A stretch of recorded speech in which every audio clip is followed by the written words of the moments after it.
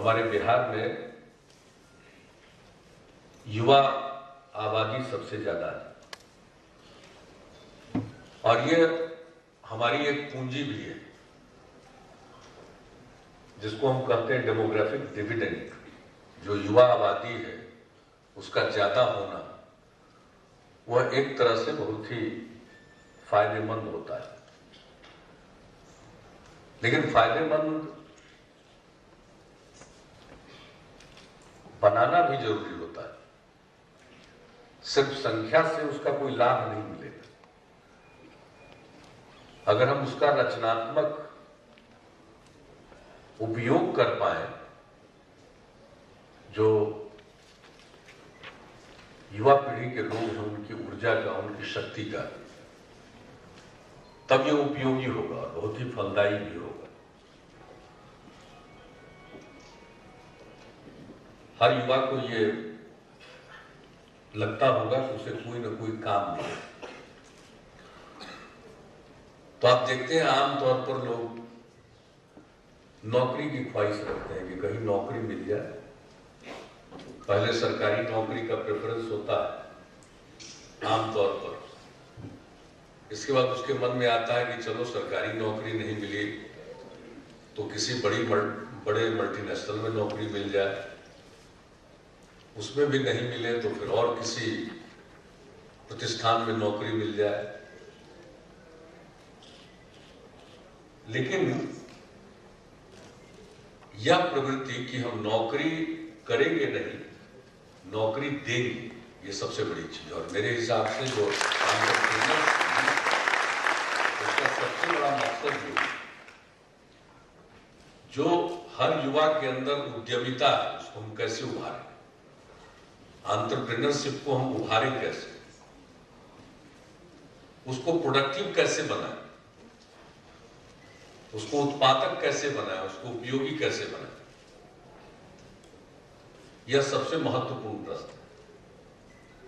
कोई भी सरकार दुनिया में अपने सभी युवा को नौकरी नहीं दे सकती।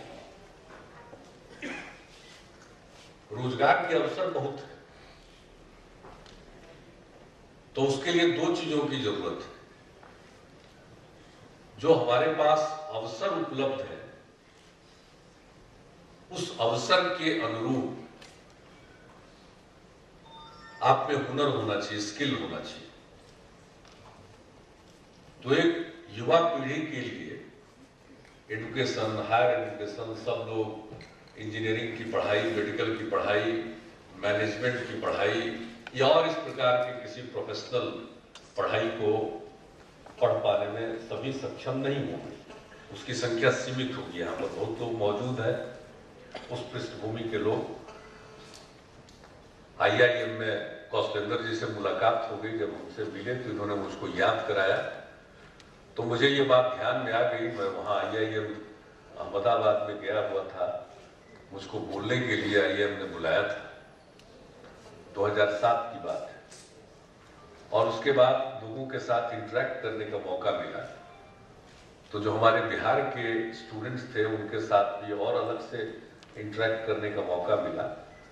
तो इन्होंने अपनी तरफ से जो बातें कही थी वो मुझे जची थी, और इसलिए हमने इनको कहा था कि आप लोग बिहार आइए, वहां काम कीजिए। और उस समय बहुत सारी चीजों की शुरुआत हो रही थी और नए नए कदम उठाए जा रहे थे। तो उस दृष्टिकोण से हम लोगों ने कहा, और एक एक चीज को हम लोग हर चीज पर ध्यान केंद्रित करते थे। तो इन्होंने जब मुझे बताया अभी हाल में कि ये उद्यमिता सम्मेलन कर रहे हैं, तो मुझे बहुत अच्छा लगा। और मुझको लगा कि इस काम को जितना बढ़ाया जाए उतना फायदा। तो हर व्यक्ति उतना ज्यादा प्रतिष्ठित संस्थानों से पढ़ा हुआ नहीं, गांव का है, उसने कुछ पढ़ाई की है, बहुत लोगों ने बहुत कम पढ़ाई की है या नहीं पढ़ाई की है, लेकिन रोजगार तो सबको चाहिए, काम तो सबको चाहिए। युवा होने के कारण उसमें काम करने की शक्ति है, काम करने की इच्छा है, दोनों बात। तो उसको उसकी शक्ति का सदुपयोग कैसे करें, और जो उसकी इच्छा है उसको हम कैसे उकेरें, उसको बढ़ाएं, उसकी इच्छा को और बेहतर बनाएं और अपनी इच्छाओं को पूरा करने के लायक वो बन सके। एक पहलू तो ये, और इसी में उसके अंदर कुछ करने की तमन्ना है। अगर उसके पास कोई स्किल है या किसी भी प्रकार का ज्ञान है और वो कुछ करना चाहता है, तो उसको आगे बढ़ने की प्रेरणा मिले, ये दूसरी बहुत जरूरत। और जिसके बारे में इन्होंने भी कहा, इंक्यूबेशन सेंटर और फैसिलिटेशन सेंटर, यदि कोई कुछ करना चाहता है तो उसका आकलन करके उनको सही रूप में उनको ढालने की कोशिश की जाए, उनको सही रास्ता दिखा दिया जाए। और दूसरी बात है, अगर कुछ करने के लायक है तो उसको कैसे हम प्रोत्साहित करें, कैसे फैसिलिटेट करें, उसके काम को कैसे आसान बना दें।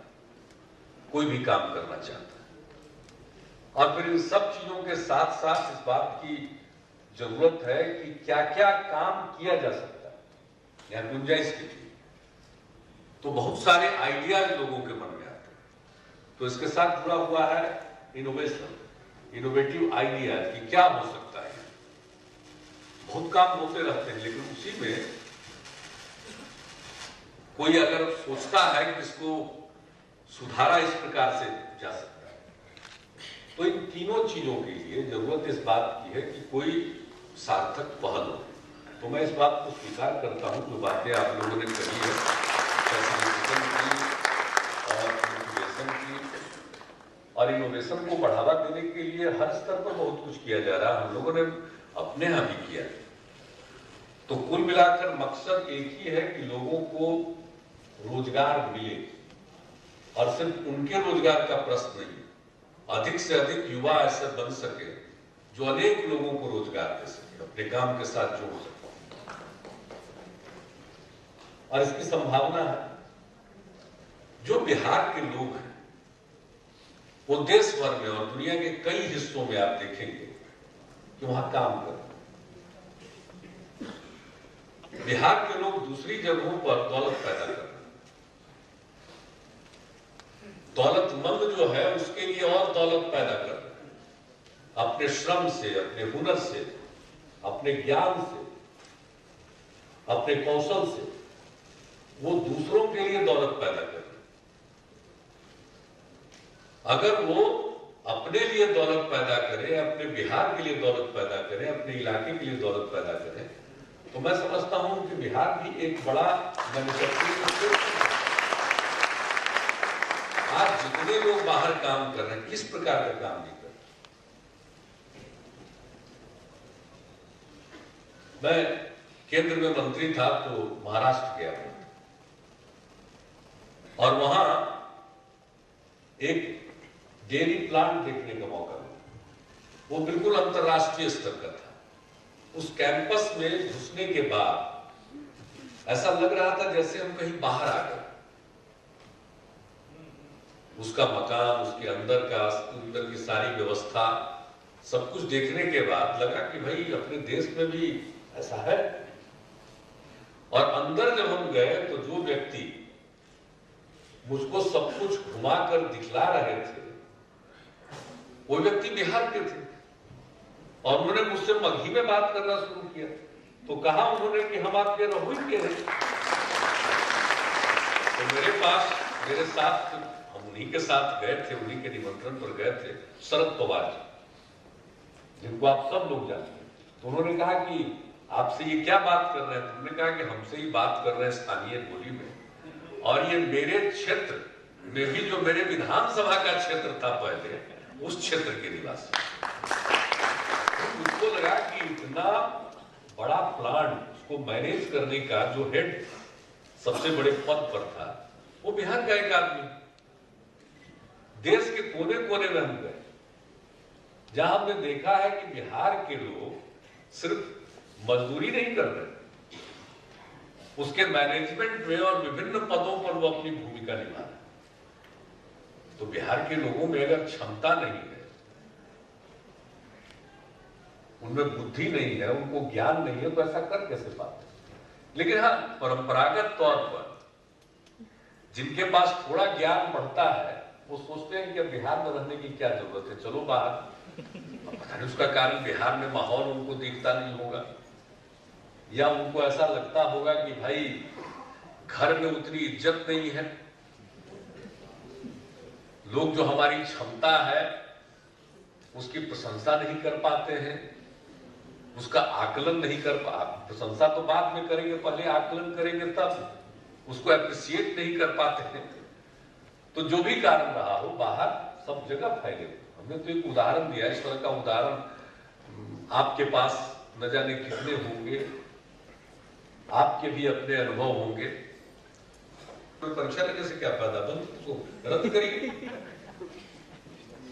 लेकिन एक पहलू ये है तो दूसरा पहलू साथ साथ यह भी है, और ऐसे भी कितने लोग होंगे ऐसा करने वाले, सभी तो थे नहीं। हम लोग अभी मैट्रिक का सेंटर पड़ा था बख्तियारपुर के श्री गणेश उच्च विद्यालय के विद्यार्थी, तो पटना में पटना कॉलेजिएट स्कूल में हमारा सेंटर, तो हम लोग परीक्षा दे रहे थे, तो मेरे बगल में थोड़ी सी दूर पर भी एक लड़का पकड़ाया था, तो निकाला गया था। तो बहुत ही जो आप पुख्ता इंतजाम करते हैं उसमें भी तरह तरह का लोग तरीका निकाल देता है, तो एक अलग बात है। अब वो अपने को धोखा देता है, वो किसी और को धोखा नहीं देता, क्योंकि इससे सर्टिफिकेट तो मिल जाएगा, ज्ञान तो मिलेगा नहीं।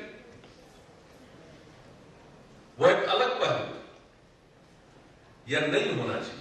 लेकिन आप दूसरी तरफ देखिए कि देश में चाहे जिस प्रकार की परीक्षा, चाहे वो एडमिशन के लिए परीक्षा हो उच्च शिक्षण संस्थानों में, या फिर नौकरी के लिए परीक्षा, सब में सबसे अधिक संख्या में बिहार के युवा उत्तीर्ण होते, चाहे लड़का हो। एक बार तो मैं रेल मंत्री था, तो मेरे ऊपर कोर्ट में मुकदमा हुआ, क्योंकि परीक्षा हुई थी जिस राज्य में, वहां के किसी ने किया कि भाई रेल मंत्री बिहार का, इसलिए बिहारी सब पास कर गए। परीक्षा केस करो या कुछ भी करो, बिहार के लोगों में जो टैलेंट है उसको कहां दबा सकते हो।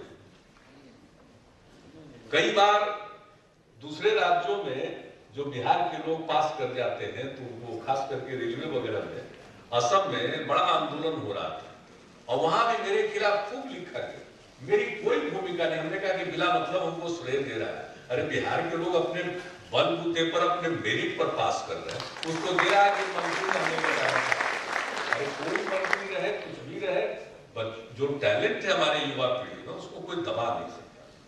और उसी समय हमने कहा था कि भाई ये तो आप आसाम में या देश के किसी हिस्से में कहते हैं कि बाहर के कहां से लोग आएंगे, या महाराष्ट्र में या कहीं भी, अरे तो देश का हिस्सा है, इसमें तो सबको एक जगह से दूसरी जगह पर जाने का अधिकार है। अगर अखबार में छप जाए कि चांद पर बहाली होने वाली है, तो बिहार के लड़के चांद पर जाने वाले हैं।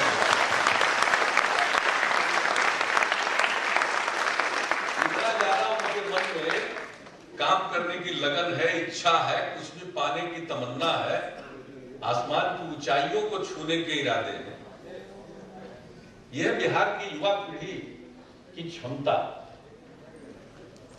तो ये जो इतनी बड़ी क्षमता है, हमें इसका इस्तेमाल करना चाहिए। बिहार में भी बहुत संभावना है। अभी बड़ा अच्छा उदाहरण दे रहे थे कौशलेंद्र जी कि भाई किशनगंज में गए तो वहां पाइन एप्पल लोग उपजा रहे हैं। पाइन एप्पल के लिए वो प्लांटेशन के लिए वो डिपेंडेंट है आसाम पर या बंगाल पर। सब संभावना उसमें हम जाकर हमने पूरा अध्ययन किया, और उसके बाद हमने वही तय किया कि भाई यहाँ तो जो संभावना है इस पूरे इलाके में, इसको देखते हुए यहाँ तो अलग एक एग्रीकल्चर कॉलेज खुलना चाहिए, और वहां का एग्रीकल्चर कॉलेज स्थापित हो रहा है। और उस एग्रीकल्चर कॉलेज में स्पेशल जो उनको मैंडेट दिया गया है, ये फ्रूट्स पर दिया गया है। तो इस प्रकार से इंस्टीट्यूशन, ताकि लोग जान सके कि कैसे हम इसको और बेहतर बना सकते हैं। अब उसका अगर प्रोसेसिंग हो तो अच्छा। आपने ब्रांड की बात की, शुरू से हम लोग कह रहे हैं ब्रांड होना चाहिए, ब्रांड होना चाहिए। कई चीजें लोग पैदा करते हैं, ब्रांड का अपना महत्व है। अब ऐसा नहीं कि बिहार का सब ब्रांड, किसी ब्रांड में दम नहीं। अब एक कोऑपरेटिव सेक्टर में यहाँ दूध का उत्पादन होता है, सरकार ने भी उसकी पूरी मदद की है और मदद करती है, वो एक अलग विषय है। लेकिन उसने जो सुधा नाम से शुरू किया, तो ब्रांड कितना पॉपुलर है। तो ब्रांड तो किसी भी चीज के लिए जरूरी होता है। बिहार के लिए हमारे महिला और हमारा भी स्टेट, हमारा भी राज्य उत्पादन करने वाले राज्यों में गिना जाएगा। लेकिन आपने जो बात कही है, जो युवा पीढ़ी के अंदर जो उद्यमिता है उसका हम विकास करें और उनको अपना उद्यम लगाने के लिए आप प्रोत्साहित करें और उनका मार्ग प्रशस्त करें। इसी के लिए आप इंक्यूबेशन सेंटर की बात करते हैं, फैसिलिटेशन सेंटर की बात करते हैं। तो ये काम होना चाहिए, इसमें कोई शक नहीं है। और इस दृष्टिकोण से एक बिल्कुल जो बिग टिकट इन्वेस्टमेंट की बात तो छोड़ दीजिए, जो भी इन्वेस्टमेंट हमारे यहाँ होता है उस तरह के इन्वेस्टमेंट की बात है, अब तो हर क्षेत्र में करें। आईटी सेक्टर, सर्विस सेक्टर के कई आयाम हैं, बहुत चीजों में आप कर सकते हैं। मैन्युफैक्चरिंग की बात नहीं है, छोटे छोटे जगहों पर भी कुछ चीजों का स्थानीय स्तर पर आप चाहे जितना भी ब्रांडिंग हो जाए, दुनिया भर की चीज आ जाती है, लेकिन इसके बाद भी अगर स्थानीय कोई उत्पाद जिसके प्रति लोगों का भरोसा है, तो आज की स्थिति में भी वो बाजार में बिकता है।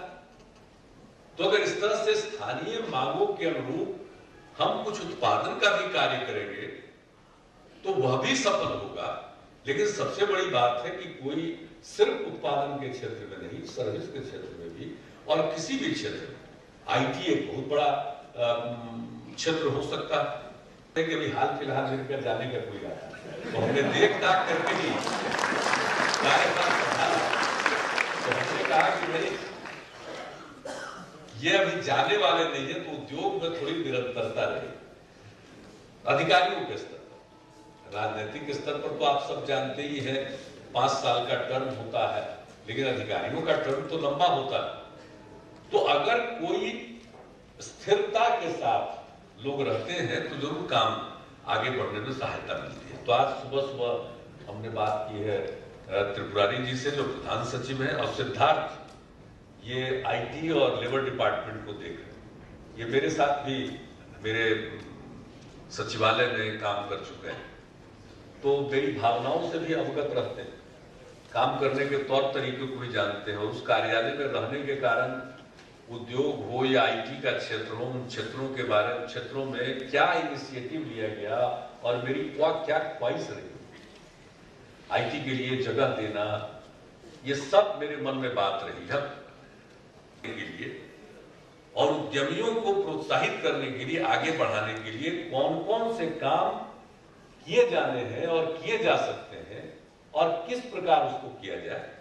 तो ये 3 लोग आपके साथ, जो बिहार एंटरप्रेन्योर्स एसोसिएशन है, उद्यमी संघ है, उनके साथ बैठ करके उद्यमिता के क्षेत्र में उद्यमिता को बढ़ावा देने के लिए जो कुछ भी किया जा सकता है उसके लिए हम लोग काम करेंगे। और इसमें ये सारी चीजें सम्मिलित हैं। और मैं समझता हूं कि आज सब लोग यहाँ उपस्थित हुए हैं। विभिन्न जो संभावनाएं हैं सेक्टर में, प्रोग्राम देख रहा था उन सब चीजों पर, चाहे वो एग्री प्रोसेसिंग, फूड प्रोसेसिंग का क्षेत्र हो या आईटी इनेबल्ड सर्विसेज हो या और भी कोई क्षेत्र हो सकता है जिस आएंगे उसके और सिर्फ नीति नहीं बनाएंगे। हम तो चाहते हैं कि इतनी बड़ी आबादी युवाओं की है, तो उसके मद्देनजर इसके लिए कार्य योजना बननी चाहिए, एक्शन प्लान बनना चाहिए। तो उस एक्शन प्लान को भी बनाएंगे, लेकिन सबसे पहले आवश्यकता है आप सोचते क्या है, आपको सरकार से जरूरत क्या है, हम लोगों को क्या करना चाहिए, किस तरह से हम फैसिलिटेट कर सकते हैं। तो इन सब चीजों के लिए कोई इंस्टीट्यूशन बनाना पड़ेगा, क्या करना पड़ेगा। तो इन सब चीजों के बारे में आपके साथ बैठ करके और भी जो दूसरे स्टेक होल्डर्स हैं उनसे परामर्श करके एक ये डॉक्यूमेंट तैयार करेंगे और उसके आधार पर हम लोग जो जरूरी निर्णय है, चाहे नीति बनाने का निर्णय हो या नीति पर आधारित कार्य योजना बनाने का, हम लोग निर्णय लेंगे। हम आश्वस्त करते हैं, लेकिन मेरी भी इच्छा है कि कम से कम अगले साल मार्च महीने में, और कल बिहार दिवस है तो बिहार दिवस के एक दिन पहले इसका आप आयोजन कर रहे हैं, तो इसी प्रकार से अगले साल के भी बिहार दिवस के एक दिन पहले ही आप आयोजन करिए। और जो उद्यमिता वो उभर कर कुछ हद तक अगले वर्ष तक सामने आ जाए, ये मेरी ख्वाहिश है। हम इसको पूरा करने जिसको जितना करना होगा हम करने को तत्पर रहेंगे, और आप सब लोगों का सहयोग चाहिए। तो इन्हीं शब्दों के साथ आपने मुझे इस कार्यक्रम में आमंत्रित किया, इसके लिए धन्यवाद। और आप सब लोग जो यहाँ इकट्ठा हुए हैं, मुझे पूरा विश्वास है कि दिन भर की चर्चा में भाग लेंगे। हमारे संबद्ध अधिकारियों को भी आपने बुलाया है और हमने उनको कहा है कि इन लोगों के साथ बैठिए, इनकी बात सुनिए और बात सुनने के बाद उसको समझिए और उसके आधार पर क्या किया जा सकता है, जिसका हमने जिक्र किया कि क्या इसके आगे कैसे करना है। तो आज के आपके सम्मेलन के बाद ये कार्रवाई आगे होगी और मैं समझता हूं कि अगली बार ये और भी प्रोडक्टिव नजर आएगा। इन्हीं शब्दों के साथ आप सबको ढेर सारी शुभकामनाएं और अपनी बात में यही समाप्त करता हूं।